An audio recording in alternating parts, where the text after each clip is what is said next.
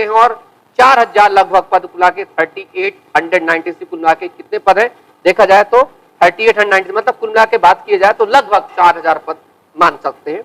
और ये 4000 पदों में कैसे हम भर्ती करेंगे, क्या चीजें करेंगे, कौन कौन भर सकता है, इसकी सारी चर्चा मैं आज आप सबके सामने करने वाला हूं। क्या सिलेबस रहेगा, कैसे आपको तैयारी करनी है, ये भी चीजें सारी चीज चलेंगी। तो थोड़ी देर के लिए आज संडे स्पेशल में आप लोग सब लोग आ जाइए। आज संडे स्पेशल में हम लोग अपनी चर्चा करते हैं आज की इस भर्ती की।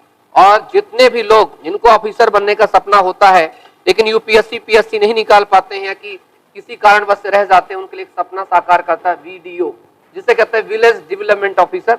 अगर कहना चाहिए कि प्रकाश के कलेक्टर्स जो होते हैं तो कलेक्टर्स को जो असिस्ट करते हैं बेसिक तौर पर कलेक्टर्स की आंखें हैं वो कौन है, वीडीओ या विलेज लेवल पे जो कार्य करते हैं।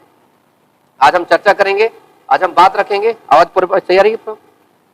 चलिए, सबको मेरी बात क्लियर हो रही पूरे तरह से? चलिए, आवाज तो आ रही दोस्त?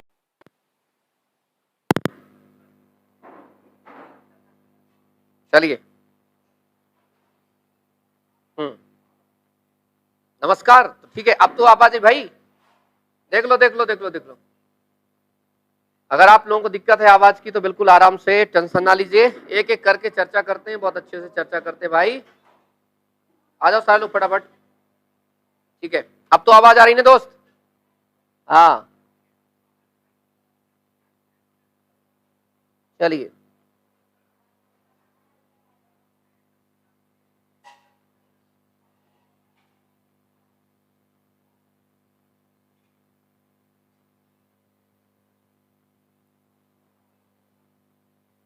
राजस्थान जीके में अगर उलझा देता है तो मैं बताता हूं उसको निकालेंगे कैसे, इससे कुछ नहीं है। राजस्थान वाले बच्चे जो है लगातार मध्य प्रदेश में बात करें, उत्तर प्रदेश के बच्चे मध्य प्रदेश बात करें, हर जगह के होते हैं। और अगर ये भर्तियां हमें पूरे ऑल इंडिया के लिए खुली होती तो उसमें आजमाना चाहिए। खैर ध्यान रखिए। चलिए देवेंद्र भाई दरवाजा बंद करके आओ जल्दी। लिखिए, तो यह है ग्राम विकास अधिकारी, सीधी भर्ती है 2021 की, ग्रामीण विकास एवं पंचायती राज विभाग के लिए। राजस्थान जो पंचायती राज नियम के तहत जो है ये राजस्थान अनुसूचित क्षेत्र अधीनस्थ मंत्रालय एवं चतुर्थ श्रेणी जो सेवा भर्ती है, ये नियम शर्तों के अंतर्गत जो भर्ती इसमें आई है। देखिए, इस भर्ती की बात करें तो पहले ध्यान रखना, चयनित अभ्यर्थियों को जिलों का आवंटन, पहले ही बता दूं कि आप कौन से जिले में जॉब करना चाहते हैं, पहले ही अपनी चीजों को रखना है। अर्थात आवेदक चयन के बाद जिस जिले में पदस्थापना चाहते हैं उन जिलों का प्राथमिकता क्रम ऑनलाइन आवेदन पत्र में निर्धारित कॉलम में आवश्यक रूप से भरें। पुनः अभ्यर्थियों को स्पष्ट रूप से निर्देशित किया जाता है कि वे अंतिम चयन के बाद जिला आवंटन के लिए ऑनलाइन आवेदन जिलों का प्राथमिकता क्रम आवश्यक रूप से भरें। अभ्यर्थियों के अंतिम चयन के बाद पदस्थापना जिला आवंटन उनकी वरीयता, उनकी मेरिट द्वारा ऑनलाइन आवेदन भरे गए जिलों के प्राथमिकता के क्रम का दिया जाएगा। अभ्यर्थी अपने ऑनलाइन आवेदन जिलों के प्राथमिक क्रम ध्यानपूर्वक भरें, बाद में इसमें किसी प्रकार का संशोधन स्वीकार नहीं किया जाएगा। बोर्ड द्वारा रिक्त पदों के अनुसार अंतिम चयन सूची ग्रामीण विकास एवं पंचायती राज विभाग को उपलब्ध करवाई जाएगी और फिर उसका जिलों का आवंटन मेरिट लिस्ट तौर पर किया जाएगा। जो चीजें करेंगे बेसिक तौर पर है, ऑनलाइन आवेदन करना है। आवेदन की प्रक्रिया है आपको www.rsm/rajasthan.gov.in में जाकर के रिक्रूटमेंट क्लिक पे करेंगे और आपकी एक रजिस्ट्रेशन आईडी मिलेगी। बाकी चीजें पंजीयन करने के बाद, या कुछ नहीं तो आप जाके सीधे गूगल में सर्च मारोगे, वहां से भी आपको पता चल जाएगा। ये होने के बाद आपका पासवर्ड वगैरह बाकी चीज मिलेंगी। ये तो हो गया हमारा किसका, ऑनलाइन कर दीजिए परीक्षा शुल्क के साथ जाने। देखिए क्या कह रहा है, आवेदक अपनी श्रेणी के अनुसार परीक्षा शुल्क जमा करेंगे। ध्यान रखना, सामान्य वर्ग व क्रीमी लेयर श्रेणी के अन्य पिछड़ा वर्ग, अति पिछड़ा वर्ग के जो है 450 रुपए, नॉन की बाकी जो है उनके लिए लगेगा। एक विशेष तौर पर ध्यान रखिएगा, राजस्थान के अलावा भारत के किसी भी राज्य का छात्र इसमें फॉर्म भर सकता है। अर्थात इसमें क्या है देखेंगे, राजस्थान राज्य से अलग अन्य राज्यों का अनुसूचित जाति जनजाति अन्य पिछड़ा वर्ग लोगों को हम सामान्य अभ्यर्थी मानेंगे। अर्थात अगर आप मध्य प्रदेश में एससी में आते हैं तो राजस्थान में जनरल वर्ग में कंसीडर किए जाएंगे। अगर मध्य प्रदेश में आप ओबीसी में आते हैं तो वहां आप जनरल वर्ग कंसीडर किए जाएंगे। अर्थात आपका जो कंसिडरेशन है वो कैसा किया जाएगा, एज जनरल किया जाएगा। ध्यान रखिएगा, लेकिन फॉर्म आप लोग भर सकते हैं। ठीक है, फीस होगी इसके बाद, ये ध्यान रखिए, प्रवेश पत्र तो मिलेगा। अब आते हैं बात इसमें कि क्या है इसकी क्वालिफिकेशन, क्या है चीजें। तो ध्यान रखेंगे कि सामान्य के लिए जो सीटों की बात की जा रही है, सामान्य को जो टोटल सीटें हैं, तो जो आप जिस पद पे लड़ेंगे, जो मध्य प्रदेश के छात्र जिस पद पे लड़ेंगे, टोटल पोस्ट आपको मिलेंगी 1229 पोस्ट। कितनी पोस्ट दोस्त, 1229 पोस्ट मिलेंगी आपको। किसके लिए, ये मिलेगी आपको सामान्य व्यक्ति के लिए। सामान्य व्यक्ति का मतलब जैसे मध्य प्रदेश के छात्र के लिए जो सीटें हैं वहां पर कितनी है, वो है 1229, 1229 जो पोस्ट है, ये मध्य प्रदेश के छात्र इसमें फाइट कर सकते हैं, ठीक है, ये उनके लिए। बाकी चीजें, बाकी जो वो है वो अलग अलग है। अजमेर, अलवर, बांसा, बारा, बाड़मेर, भरतपुर, भीलवाड़ा, बीकानेर, बूंदी, ये यहाँ पर बताया गया है टोटल सीटें कितनी है, ठीक है, ये भी ध्यान रखेंगे इसमें। चलिए, तो सबसे ज्यादा अगर मैं पोस्ट की बात करूं तो अगर आप लोगों को फॉर्म भर रहे हैं तो थोड़ा बाड़मेर याद रखना, बाड़मेर में 105 सीटें हैं अपने इन सब जनरल्स के लिए जो आप लोग फॉर्म भरने वाले हैं। बाकी नीचे जाएंगे तो आपको फिर बहुत सारी चीजें मिल जाएंगी नीचे, तो ठीक। तो ये था हमारे लिए पहले बेसिक तौर, इसको पहले दिमाग में रखना है।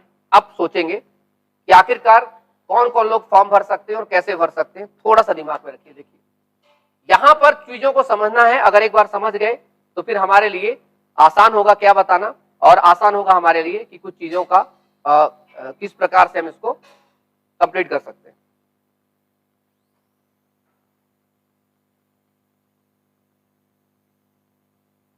देखिए, खेल खिलाड़ियों के लिए भी दिया है इसमें।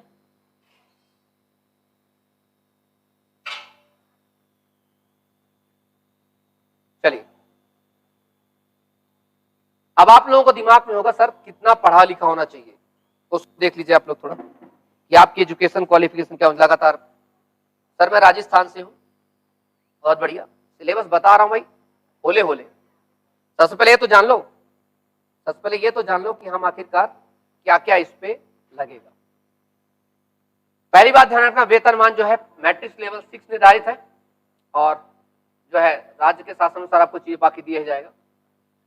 पात्रता की बात करें तो स्नातक या सरकार द्वारा उसके समतुल्य घोषित अर्हता, और भारत सरकार के इलेक्ट्रॉनिक विभाग के नियंत्रणाधीन department of electronics aggregation government of India, जिसे ड्वाइक कहते हैं, या ओ लेवल या उच्च स्तर सर्टिफिकेट, या व्यावसायिक परीक्षा योजना जिसे कोपा वगैरह कहते हैं, जिनके पास कोपा का कोर्स होता है डाटा प्रिपरेशन वगैरह का, या कहीं भारत में द्वारा स्थापित विस्तृत सरकार मान्यता कंप्यूटर साइंस या कंप्यूटर एप्लीकेशन में कोई डिप्लोमा हो, या कोई कंप्यूटर साइंस इंजीनियरिंग। मतलब कुल मिला के एक बात बता दूं, 100 की सीधी बात, जैसे एक सिंपल है ग्रेजुएशन, और ग्रेजुएशन के साथ आपके पास 1 साल का कंप्यूटर डिप्लोमा, अगर ये आपके पास है, आप इसमें फॉर्म भरने के अर्हता रखते हैं।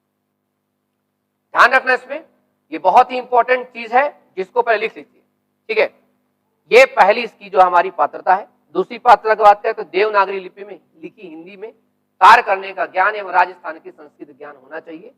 ये 2 चीजें हैं, अर्थात देवनागरी लिपि में हिंदी का मतलब ये तो सबको पता है, मध्य प्रदेश के सारे छात्रों को हिंदी तो आती ही आती है ना। तो ये प्लीज, हाँ एक चीज ध्यान रखना, जो व्यक्ति पाठ्यक्रम के अंतिम वर्ष की परीक्षा उपस्थित हुआ है या सम्मिलित हो रहा है, जो इन नियमों को लिखित पद के लिए शैक्षिक योग्यता की आवश्यकता है, या सीधी भर्ती ग्राम विकासाधिकारी का आवेदन करने के लिए पात्र होगा, लेकिन उसे चयन के साथ जब जाएगा तो सारे प्रमाण पत्र करने पड़ेंगे। जो अंतिम वर्ष में है, सुन लो कान खोल के, जो अंतिम वर्ष में है, जो फाइनल ईयर में है, वो भी इस फॉर्म को भर सकता है। क्या बोला मैंने? क्योंकि फॉर्म भरने की मध्य प्रदेश के छात्रों को या जनरल कैटेगरी के छात्रों को एज उम्र सीमा है 18 साल से 40 साल तक। 18 साल से 40 साल तक का व्यक्ति इसमें फॉर्म भर सकता है। अगर कोई अंतिम ईयर में है, लास्ट ईयर में, वो भी फॉर्म भर सकता है। ध्यान रखिएगा इस बात। चलिए, तो यहां पर चीजें देख लेंगे, ये हमारी चीजें थी। अंतिम वर्ष का छात्र जो है कर सकता है। ध्यान रखना, कंप्यूटर अंतिम वर्ष में शामिल होने वाले, ठीक है, तो ये भी ध्यान रखना, इसलिए हमारे बहुत इंपॉर्टेंट है।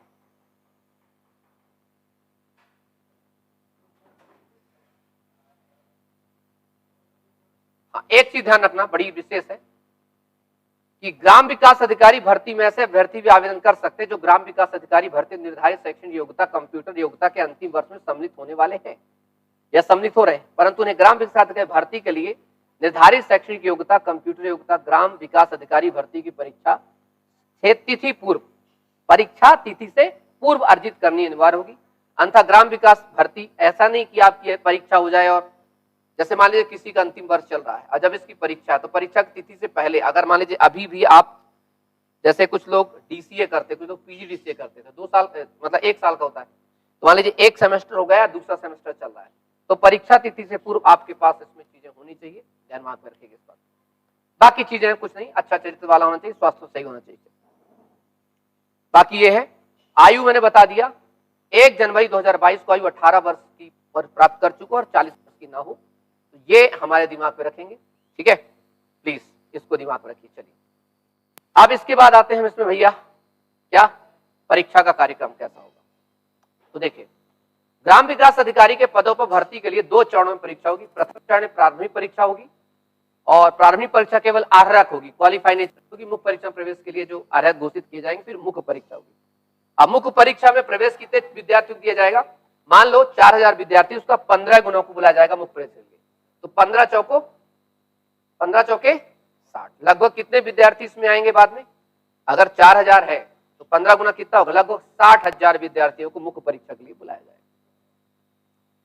क्या है, बोर्ड द्वारा प्रारंभिक परीक्षा का आयोजन संभवतः माह दिसंबर 2021, मुख्य परीक्षा आयोजन माह फरवरी 2022 में किया जाएगा। ये संभवतः है तारीख है, आपके पास पूरा टाइम है, अच्छे से तैयारी करिए, ठीक। अच्छा एक चीज ध्यान रखना, आवेदन कैसे करें मैंने बता दिया, थोड़ा सा बात करते हैं इसके सिलेबस की चर्चा करते हैं। फोटोग्राफ कर लिया आपने,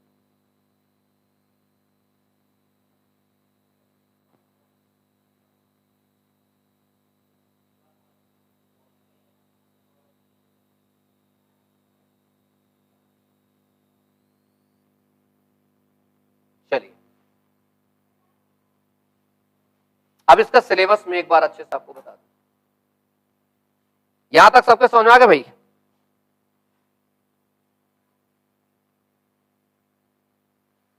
यहां तक समझ में आ गया हो तो अब मैं इसका सिलेबस की चर्चा कर देते हैं एक बार, है ना।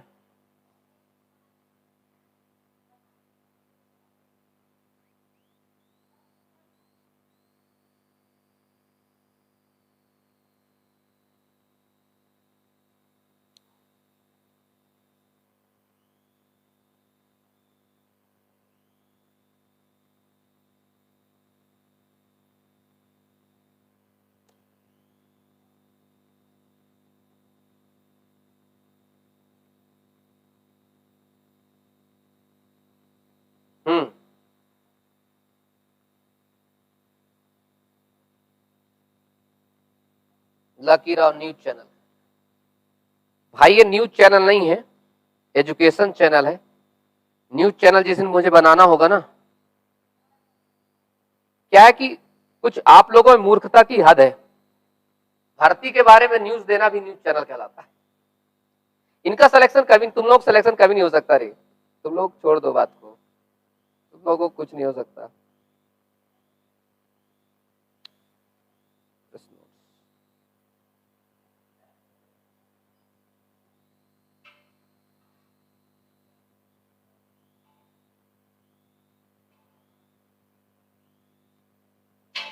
चलिए अब इसकी चर्चा करते हैं हम इसमें दादा, इसके other state quota percentage. 100% quota है भाई अदर स्टेट, कितना परसेंट, 100% अदर स्टेट कोटा है।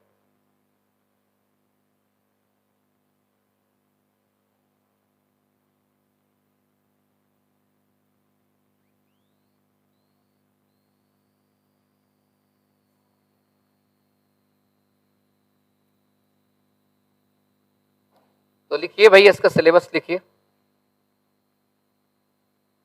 देखिए सिलेबस में बताया गया, इसमें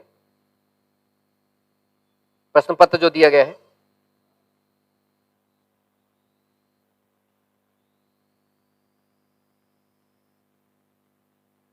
सबसे पहला हमारा है, पहला करंट अफेयर, बहुत जबरदस्त पूछता है इसमें current affair. Current affair, current affair में इन्होंने आयोग ने दिया है राज्य, राष्ट्रीय और अंतर्राष्ट्रीय स्तर पर मुख्य समसामयिक सरकारी विषय, घटनाएं और क्रीड़ा। स्पोर्ट्स से क्वेश्चन होगा, कोई राष्ट्रीय स्तर पर कोई घटना हुई है, कोई अंतर्राष्ट्रीय स्तर पर घटना हुई है तो उस पर प्रश्न आएगा। और साथ ही साथ में जो महत्वपूर्ण ऐसी चीजें जो राजस्थान में भी हुई हैं उससे संबंधित तो स्पोर्ट्स तो हो गई। इसके बाद दूसरी चीज इसमें जो है हमारा, वो है हमारा भूगोल और प्राकृतिक संसाधन, जैसे विश्व की भौगोलिक व्यवस्थाएं, महत्वपूर्ण स्थान, जैसे अब बात करते हैं जैसे माउंट किलिमंजारो कहाँ है, एंडीज पर्वत कहाँ है, वेल्ड्स कहाँ पाए जाते हैं। तो ये जो सारी चीजें हैं, भारत की पारिस्थितिकी और वन जीव इकोलॉजी आपको पढ़ना, तो राजस्थान की भूगोल, राजस्थान की जलवायु के बारे में पढ़ना है, जनसंख्या क्या है, रोजगार कैसा है, काल कैसा है, और राजस्थान के प्राकृतिक संसाधन क्या चीज है। ये एक सिलेबस रहेगा। उसके बाद जो है हमारा कृषि और आर्थिक क्रिया, भारत और राजस्थान की कृषि और आर्थिक क्रिया, अर्थात भारत की एग्रीकल्चर में क्या योगदान है, क्या स्थिति है, और राजस्थान का जो है क्या योगदान है, क्या स्थिति है एग्रीकल्चर में, ये दूसरा हमारा रहेगा। तीसरा इतिहास और संस्कृति, इतिहास संस्कृति में बात करेंगे, ध्यान रखना जैसे साहित्यिक इतिहास, जनजाति, अर्थव्यवस्था, बोलियां, साहित्य, संगीत, जैसे हमारे मध्य प्रदेश से पूछता है ना, वैसे इसमें चीज रहेगी। ये रहेगा हमारा जीके का पोर्शन। बाकी बात करते तो रीजनिंग है इसमें, मानसिक योग्यता, तर्क शक्ति और मैथ है इसमें, अंग्रेजी और हिंदी गणित, अंग्रेजी हिंदी गणित क्या स्तर के 10वीं स्तर के, और राज्य, जिला, तहसील, पंचायत स्तर में प्रशासनिक ढांचा कैसा है, कंप्यूटर का बुनियादी ज्ञान, अर्थात थोड़ा बहुत आपके कंप्यूटर से भी क्वेश्चन होगा। तो कुल मिलाकर के अगर बात करें तो हमें कंप्यूटर भी पढ़ना है भैया, इसमें हमें पंचायती राज भी पढ़ना है, ठीक है। तीसरा हमें मैथ, रीजनिंग, जीके तो है ही हमारा, इसके बाद हिंदी और इंग्लिश भी हमें पढ़ना है। और किसकी, ये होगी आपकी 10th क्लास लेवल तक की। करंट अफेयर है हो गया। भूगोल बात करें तो भूगोल दोनों चीजें पढ़ना, राजस्थान का भी भूगोल हमें पढ़ना है और साथ ही साथ में भूगोल पढ़ना है, इंडिया का भूगोल पढ़ना है। ये 5-7 ऐसे टॉपिक हैं जो कि आपके एग्जाम्स के लिए बहुत महत्वपूर्ण है। तो ये एक सिंपल चीजों में है। अगर आपको ये जानना है कि सर कितना कितना जो है कितने क्वेश्चन कहां से आते हैं, तो ही बता दूं मैं आप लोगों को। देखिए परीक्षा की स्कीम क्या होगी, पहली होगी आपकी प्रारंभिक परीक्षा, पहले होगी क्या, प्रारंभिक परीक्षा, जिसे हम कहते हैं प्री। तो प्री होगी 100 मार्क्स की, बेसिक तौर पर जो अभी तक इसमें देखा रहा है कि प्रश्न पत्र 100 मार्क्स का होगा, 2 घंटे का होगा इसमें, ठीक है। मल्टीपल क्वेश्चन होगा इसमें, और ये हमारे लिए कुछ एग्जाम के लिए सिलेबस है, Rajasthan history, general knowledge, Hindi English, reasoning mentality, current affairs, computer knowledge, ये चीज रहेगी, ये दिमाग में रखिएगा। इसको निकालने के बाद फिर आपका दोबारा क्या होगा, मुख्य परीक्षा के लिए बात चलेगी। अभी ये लोग विस्तृत सिलेबस अपना अपलोड करने वाले हैं, किसमें, राजस्थान की अपनी ऑफिशियल वेबसाइट में। जैसे मुझे ऑफिशियल वेबसाइट की एक लिंक मिलती है, उसका पीडीएफ आता है, तो मैं आपको विस्तृत चीज बता दूंगा कि भाई कौन से सेक्शन से कितने नंबर का क्वेश्चन आना है, तो किस किस सेक्शन को आपको ज्यादा स्ट्रॉन्ग बनाना है। मान लीजिए किसी की मैथ स्ट्रॉन्ग है तो उसकी क्या है, जीके कमजोर है, किसी की जीके स्ट्रॉन्ग है तो रीजनिंग मैथ कमजोर स्ट्रॉन्ग है। तो ये चीजें दिमाग में रखेंगे कि हमारा एग्जाम ऐसा, कोई भी ऐसा छात्र नहीं कह सकता कि मेरी मैथ स्ट्रॉन्ग है तो मैं कोई भी एग्जाम निकाल सकता हूं, गलत कहता है। एग्जाम क्या है, बैलेंस।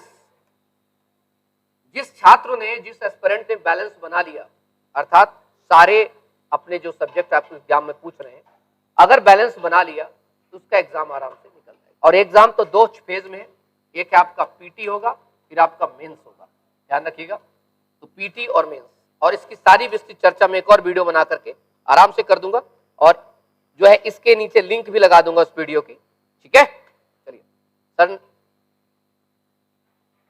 हाँ थोड़ा सा चेंज होगा सिलेबस, तो तभी तो मैंने बोला आपको कि सर थोड़ा सा सिलेबस चेंज होगा, तो मैं एक विस्तृत वीडियो, एक तो मैंने अभी मोटा मोटा सिलेबस बताया कि क्या होगा। अभी राजस्थान बहुत चतुर है, क्या किया उसने, खैर मध्य प्रदेश सरकार से तो बेहतर है, उन्होंने क्या किया कि अभी उन्होंने नोटिफिकेशन दिया है, उन्होंने कहा कि संभवतः एग्जाम होगा दिसंबर में, बात समझिए, और फिर होगा फरवरी संभवतः। तो मतलब ये हो सकता है कि ये एग्जाम चला ही जाएगा, 2022 तक खिंच जाएगा, ठीक है।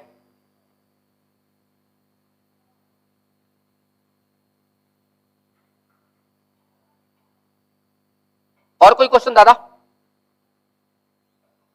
No question, thank you. Sir MP कभी आएगी वैकेंसी?